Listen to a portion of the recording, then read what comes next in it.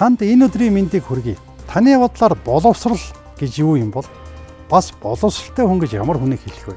Олон дээд сургууль төгсөх боловсрал олж авах явдлаа. Олон дипломтой байх нь боловсралтай хүний илэрхийлэл үү? Хүнийг хүн гэж хайрлах, өндөр ёс суртахуунтай байх нь тэгээд бас боловсрал уу? Яг үнэ эрэхтэй энэ хоёр бол салшгүй нэг ойлголт юм байна.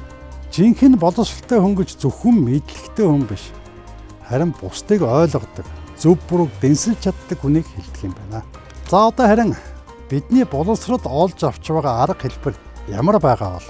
Орчин үеийн шаардлагад нийцэж байгаа юу? Ойрын ирээдүйд яаж хувирах бол гэдэг асуудал бидний тэрэн дотор эцэг эхчүүдийн санааг зоож байгаа байна. Өнөөдөр бид энэ талаар ярилцахаар бэлтгэлээ. За харин ингийн тулд түүх рүүгээ жоохон өнгөцгөөе. 1921 оноос өмнөх Монголын боловсрол бол гэр сургалт буюу шавь сургалт байжээ. Нийт хүн амын 1-3% л бичиг үсэгтэй байсан ч энэ нь тухайн үетэйгээ харьцуулахад тийм ч муу биш үзүүлэлт юм а. Жишээ нь Оросын эзэнт улсад 1917 оны хувьсгалаас өмнө нийт хүн амын 1-1.5% л бичиг үсэгтэй байсан баримт байна. Тухайн үед монголчуудад олгодог байсан боловсрол бол амьдрах ухаан, байгальтайгаа зохицох, хүн байх ухаан байв. Багш шав хоёр нэг гэрт амьдарч амьдралын үн цэнийг хамтдаа эзэмшдэг байсан нь хүнийг хүн болох гэж чиглэсэн гүн гүнзгий хүмүүжил байжээ гэж дүгнсэн байдаг. Харин 1921 оноос хойш боловсрол олгох шинэ арга хэлбэр нэвтрүүлсэн. Танхимаар сургах болсон. Улмаар 1945 оноос кирилл үсэгт шилжсэн 1962 онд бүх нийтээрээ бичиг үсэгтэн болсон. Энэ бол нэг талаасаа түүхэн том үсрэлт. Гэвч зөвхөн үсэг зааж боловсролтой болгох биш, нийгмийг шинэ үзэл сурталд бэлтгэж, суурийг нь тавих, төвлөрсөн удирдлагад захирагдах иргэдийг бэлтгэж байсан гэж үздэг талч бий. Энийг сурах бичиг уран нам засгийн үзэл сурталыг нэвч шингээсэн.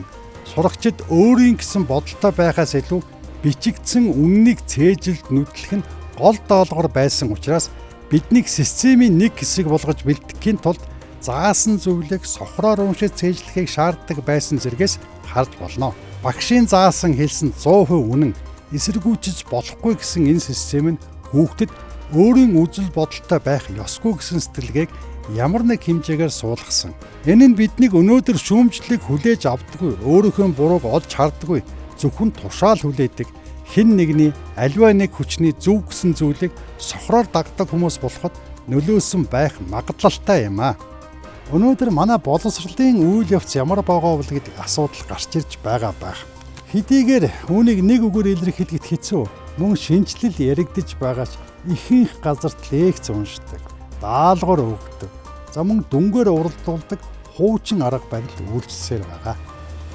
Сурагчид оюутнууд маань мэдлэг бүтээх биш, харин багшийн заасан стандарт хариуг олох гэж хичээж байгаа нь биднийг нийгмийн хувьд төгжигдмэл байдалд оруулсан хэвээрээ байгаа юм.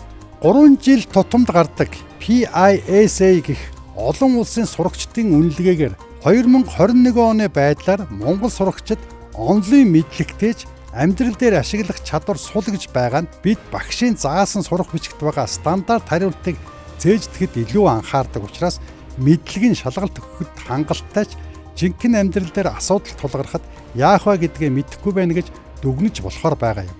Мөн дэлхийд даяар нийгмийн итгэлцэл үнэт зүйлийг хэмждэг хамгийн нэр хүндтэй дэлхийн үнэт зүйлсийн судалгаа гэдэг байгууллагын судалгаагаар монголчуудын бусдад итгэх итгэл жилд тум буурч байгаа нь бидний олгож буй боловсрол хүүхдүүдийг бусдаас илүү байх гэсэн ганцаарчилсан амиа утсан сэтгэлгээ рүү түлхэж байгааг харуулж бид ёс суртахууны доройт руу гулсаар байгааг илэрхийлж байгаа юм а.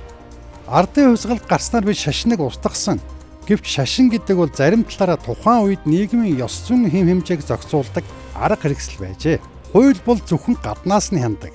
Харин дотоод ёс зүйн хязгаар буюу шашны сургаалууд үгүй бол нийгэм хичнээн их мэдлэгтэй байсан ч ёс суртахууны хоосон орон зайд ундаг нэг шалтгаан болдог юм байна. Хэдийгээр хиймэл оюун ухаан бүхнийг орлоно гэж байгаач ойрын ирээдүйд хиймэл оюун ухаан мэдээлэл дамжуулагчийн л үүрэг гүйцэтгэх учраас бусдыг ойлгох эмпати чадварыг заахгүй. Үүнийг эцэг их багш нар л заах ёстой. Тэгэхээр багш зөвхөн хичээл заагч биш, хүүхдийн сэтгэл зүйн зөвлөх, амьд үлгэр дуурайл байх ёстой болно гэсэн үг. Мөн танхим болон онлайн сургалтын хосолсон хэлбэр буюу танхимаарч бас шав төвтэй сургалт гэж бидний нэрлэдэг багш нь сурагч бүрийн хурд сонирхлыг даган хөтэлдэг систем хамтдаа давамгайлна гэж үзэж байна. Олж авах мэдлэг интернетэд бүгд байгаа. Харин тэр мэдлэгийг ямар зорилгоор ашиглах нь хүний дотоод үнэт зүйлээс шалтгаалахаар болж байгаа юм. Ийм учраас боловсрол нь мэдээлэл цуглуулгаас илүү хүнийг хүн болгон төлөвшүүлэхэд чиглэсэн цогц процесс болно. Бидний энд дурдж байгаа ирээдүй бол хэдэн зуун жилийн дараах ирээдүй биш, харин яг дэргэд ирчгээд хаалга тогшиж байгаа ирээдүй. Тэгэхээр бид ойрын ирээдүй гэж хэлж болно. Таны хүүхэд хүн болж төлөвшөх чухал уу, эсвэл дипломтой болох чухал уу? Таны хүүхэд яаж ч байсан нийгэм, хамт олон гэр бүл дотор амьдран, харин тэгж амьдрахад аль нь хэрэг болно гэж та бодож байна? Боловсролтой хүн бол аливаа мэдээллийг хүлээж авахдаа баримт нотлохоог эрэлхийлдэг. Мөн эргэлзэж чаддаг. Буруу зүйлийг олох гэж хичээдэг. Харин боловсролгүй хүн бол зөвхөн өөрөөхөө зүтгэдэг, сонсох дуртай үгээр хүлээж авдаг. Та харин өөр хүүхдээ ямар хүн болж хүмүүжүүлэх вэ? Анхаарал тавьсан танд баярлалаа.